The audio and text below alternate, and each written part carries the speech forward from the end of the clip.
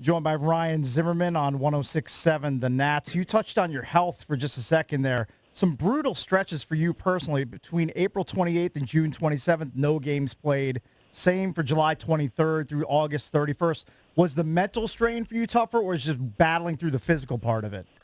Yeah, I mean, it's more the mental. I think, I've been through this, unfortunately, a couple times the last 5 years. And, my parents, my dad especially, always kind of said, nobody's going to feel sorry for you. So, there's no reason to pout around and be whiny. You might as well show up and be positive and, do everything you can physically to keep yourself in shape. So when you are ready to go, you can come back and help the team any way you can. And, I'm not going to show up there and pout around. It's my job when I can't play to be there for the guys and help them any way they can.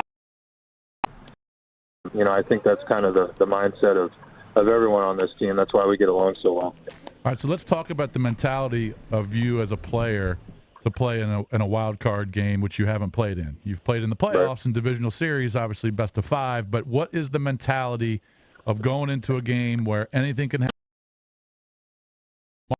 Anybody can beat anybody, the Orioles or the Astros. So what is the mentality of, as a player, of going into a one-off, even though you got them at home, which is certainly an advantage, but talk to me about the mentality of going into this game. I've been asked this question a couple times already this week, and honestly, every playoff game is sort of like this. I mean, obviously, you can lose some playoff games and still be alive, but right. You lose game 1 of a 5-game series, the percentages go way in the favor of the other team.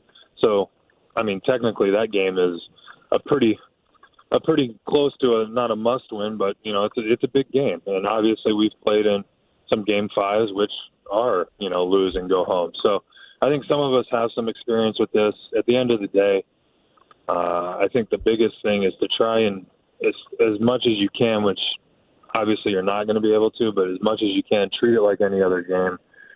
Stick with your routine. Do whatever you do, for a game in July that you would do for this game. And then I think more importantly, go out there and enjoy it. I think everyone gets so wrapped up in the playoffs, and if you win, you go on. If you lose, you go home.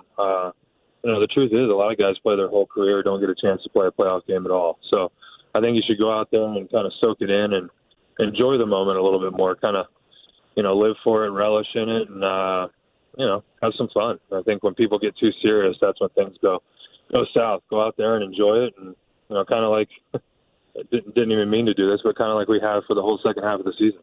All right, so talk about facing Woodruff, who they're going to start, and he was a starter earlier in the year for them. You faced him back in May, and he beat you guys 7-3. He pitched 6 innings in that game, but then he got hurt, and then coming back off the injured list, he's been kind of an opener. He's been pitching 2-3 innings. Now, I would assume that he's probably going to pitch 2 or 3 in this game, and then they'll go to someone, another starter. You might face 3 or 4 starters in this game. Who knows? So what can you tell me about Woodruff? Yeah, I mean, like you said, he's been hurt, but I think, they're there. They're in this game for a reason as well. They're obviously a really good team. They've been playing well. Probably throw a few, or as much as they think he can go and still be effective, and then from there it's going to be, one of those crazy 2019 Major League Baseball games where if Juan Soto comes up in the 3rd inning or the 4th inning with runners on 2nd and 3rd, you might see a left-hander come in to face Juan Soto. So there's going to be a lot of, I'm assuming, double switching, a lot of pitchers used, a lot of, every inning is going to be a high-leverage inning, and you're not going to want to give up any runs. So I'm assuming most people on the rosters will be used, and, it's going to be it'll be fun to be a part of. Man, when you're at the plate, I mean, I guess you just have to take the same approach that you've always taken, but you make an extra effort to see extra pitches? Like, what's sort of the mindset when you're up there? Against, like, when they're doing that kind of stuff, or what do you mean? Just in general, the moment, the one-game playoff, the playoffs in general.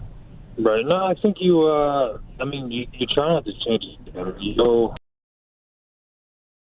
us kind of sits back, and we know that day, and we'll watch video, or we'll, and then individually we sort of each create create a plan and a plan of attack of what we're going to do that day. Some days it is taking some pitches. Some days it's, we know this guy likes to get ahead early, so don't give him an early fastball and let him get ahead, because then he gets to his secondary stuff, and that's the stuff you don't want to get to. So I think I'm sure we'll have some meetings today, and I'm sure Kayla and Joe D, the hitting guys, will have us well prepared. And, the good thing is a lot of us have been around for a while, and I think that's where you get the advantage of the veteran guys. They know a lot of times how people are going to pitch you. I've always said when it comes down to it, pitchers go back to what they think is their best pitch. So, there's runners on second and third, runners in scoring position.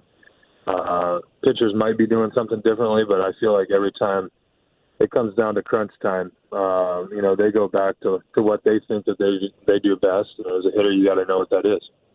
All right, Ryan, we're going to let you go. We know it's busy, 24 hours for you guys. Congratulations, man. Good luck. And keep it going, man. Yeah, man, it's been a fun season, and, hopefully we got about another month left of this. It'll be good for us and more importantly, good for the fans. So, good for everybody. Yeah, look forward to seeing everyone Tuesday night. All right, congrats, man. Good talking to you, Hopefully man. the stands are packed and it's rocking. The gates open tonight, 5:30. Wear red. Mm-hmm. There are going to be the rally towels, the giveaway, and you can actually check out BP starting at 5:40. Very good.